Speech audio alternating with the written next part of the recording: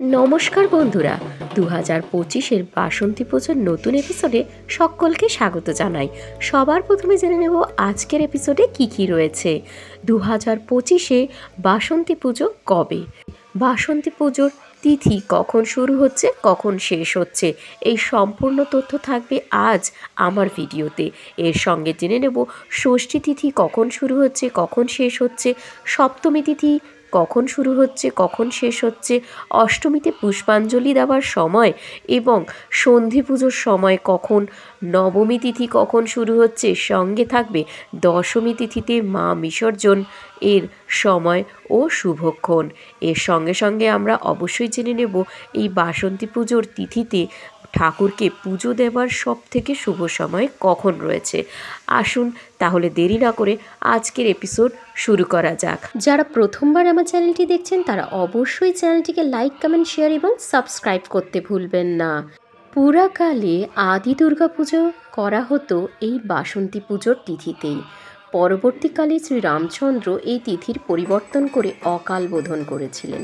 তবে আজ আমাদের আলোচ্য বিষয় হলো বাসন্তী পুজো। 2025-এ বাসন্তী পুজো কবে?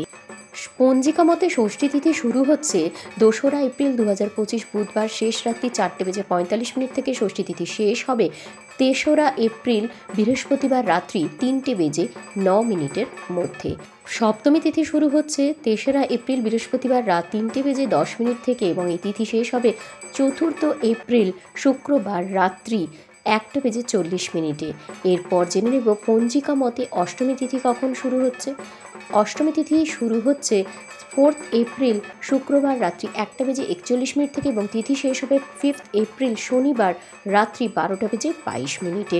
এই সমস্ত কিছুই কিন্তু পঞ্জিকা মতে আমি আপনাদের সঙ্গে শেয়ার করছি।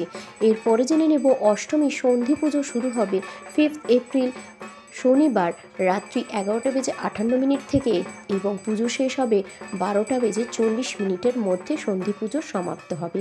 এরপর জেনে নেব পঞ্জিকা মতে বাসন্তী পুজো 2025-এর নবমী তিথি 5 এপ্রিল শনিবার রাত্রি 12:47 থেকে এই তিথি শুরু হবে এবং 6 এপ্রিল রবিবার রাত্রি 1:30 মধ্যে নবমী তিথি সমাপ্ত হচ্ছে। এরপর আমরা জেনে নেব 2025 সালের বাসন্তী পুজোর দশমী তিথি শুরু হচ্ছে 6 এপ্রিল 2025 রাত্রি 11:30 থেকে এবং এই তিথি শেষ হবে 7 এপ্রিল সোমবার রাত্রি 11:10 মধ্যে। এবার জেনে নেব 2025-এর বাসন্তী পুজোর কোন তিথি সব থেকে শুভ। ঠাকুরের সেবার জন্য সব দিনই অত্যন্ত শুভ, তবে পঞ্জিকা মতে অষ্টমী তিথি হলো সব থেকে শুভ। এই দিন নিজের মনোবাঞ্ছনা মাকে জানাবেন। মায়ের কৃপায় অবশ্যই সমস্ত বিঘ্ন দূর হয়ে সমস্ত মনস্কামনা সম্পূর্ণ হবে এই তিথিতেই। সো ফ্রেন্ডস, আজকের এপিসোড এ পর্যন্তই। আবার হাজির হব নতুন এপিসোড নিয়ে। নতুন বন্ধুরা অবশ্যই চ্যানেলকে লাইক, কমেন্ট, শেয়ার এবং সাবস্ক্রাইব করতে ভুলবেন না। নমস্কার।